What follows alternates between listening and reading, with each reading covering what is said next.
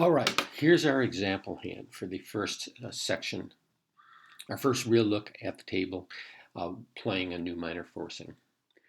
Partner has opened a diamond, and I have 7, 11, 12 points. Certainly an invitational hand. What might make it a game-going hand? Well, partner's opened a diamond, which 9 times out of 10 means that they have 4 of them, which means we have a 7-card diamond suit. If that diamond suit also has honors in it, well then I have the Jack and 10, and those cards become awful sweet. So that's good. And then I have an ace in a side card, in a side suit. Right? Aces are better in the side suits are better than queens in side suits. Um, and because we control the suit for at least one round. So I think it's a game going hand. I think it's good enough 12 to think we're game going. I'm a little worried about whether it's going to be a no trump or not because of that doubleton clubs. It means my partner has to be able to handle that, and he has at most 4 clubs because he opened a diamond. So we would really be happy if we can happen to find a spade fit. And of course, my response is the ambiguous major. For a second, let's look at the explanation up there. My 1 spade is 1/1, 4 plus spades, 6 plus total points.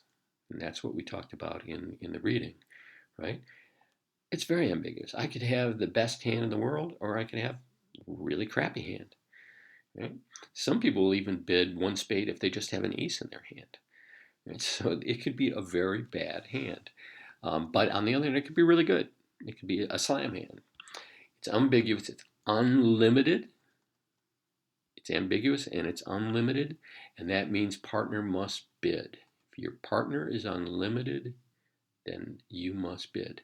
Now, North has done what I could not do. They limited their hand.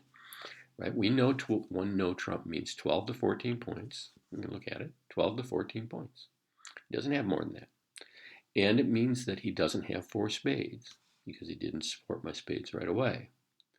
And we can see that means he could have 2 or 3. Now they're saying 2 because the robot alerts assume that we have at least 2 in each suit. That may not be the case playing with some people these days where they will bid 1 no trump even with 1. And I can see where that happens sometimes. But let's accept the alert as it is. 12 to 14 could have 3 spades. And naturally, we want to know, do you have those spades? Because we would rather play this in 4 spades than play it in 3 no trump because of our crappy little doubleton. Might be fine in no trump, but we'd like to check. So we're going to use new minor forcing, right? The unbid minor as an asking bid, right? Now notice it says what it shows here, and what it shows is 4 plus spades. We know that from the first bid, so the actual 2 clubs doesn't show anything. However, because it has to be at least invitational, they're saying that shows 12 total points. Right? So using your best bridge judgment and looking at my hand, do you think there's a chance of game? If you think there is, then you can use new minor forcing, which I'm going to do. And now we get a 2 spade response. The 2 spades promises 3. But look what else it does. Okay? They call it secondary support. You might call it delayed support.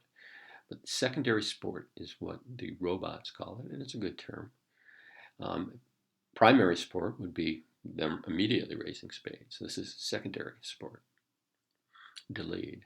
Showing 3. But they could have jumped to 3 spades to show a 14 high card point hand, but instead they just bid 2. So they're saying, partner, if you have an invitational hand, you're going to think long and hard before you bid game over this 2 spades. If you bid 3 spades, I'm going to take you as invitational, okay, with a fit. If you bid 4 spades, I'm going to shut up.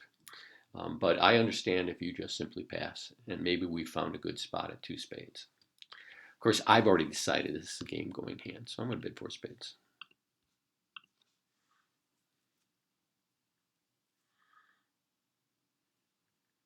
And then how does it look? Partner has 12 points. Didn't lie to us. Look at the diamond suit. Remember I said on my Jack and 10 of diamonds had some hope. And I counted them as a sort of an asset because partner had open diamonds. Turns out they have the ace king, which means if I find the queen in West and I happen to find them 3-3, I can actually get 4 diamond tricks.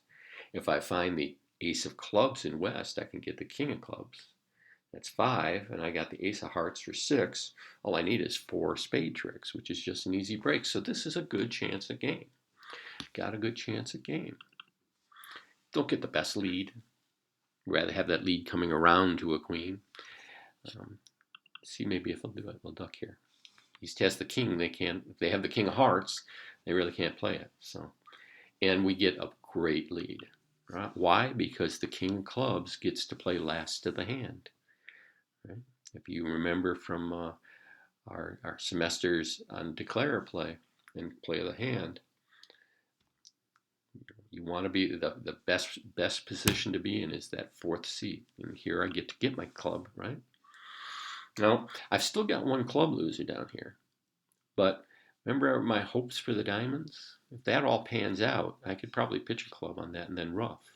A club lead after that, if anyone leads club. So I've got the ace of hearts, and I think now is the time to look at the spades. They go up with a jack, interesting. Not going to waste any entries over there. So we got the queen out there still. So we're going to let them have that whenever they get a chance. They're going to get a spade trick.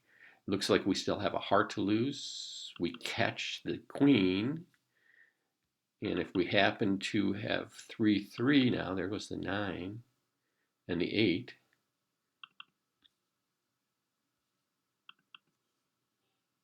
And they break 3-3. We had a 7-card suit. They break 3-3. I get the ace, king, queen, and I get a linked trick.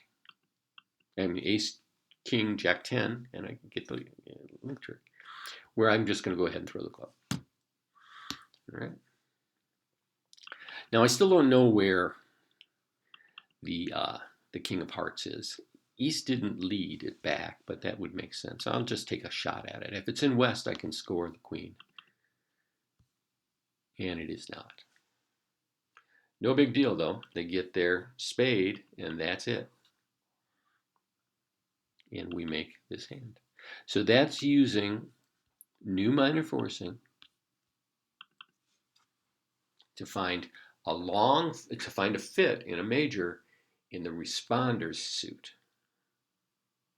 Finding a fit in the responder suit. All right?